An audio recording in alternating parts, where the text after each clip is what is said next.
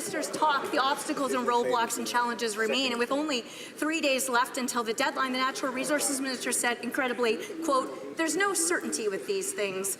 But certainty is precisely what Kinder Morgan and all energy investors need, not tax dollars or pension-funded insurance. Stability and predictability is necessary for economic confidence. Weeks ago, the Prime Minister said the Liberals would introduce a law to reassert federal jurisdiction over the expansion.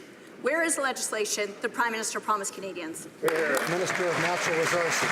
We understand that there has been quite a bit of uncertainty associated with the project, and that uncertainty comes from direct and indirect threats from the government of British Columbia, who would use every tool in their toolbox to stop the project.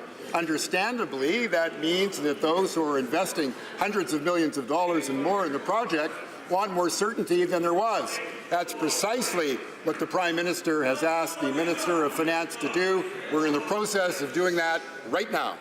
Honourable member for Lakeland. But the Liberals have been using no tools in their toolbox to ensure the expansion go ahead in the past year and a half. And this crisis is a result of their lack of action and their failure of leadership. This weekend, the Justice Minister even said they're still, quote, considering all options. But the time for consideration is over. Canada needs action.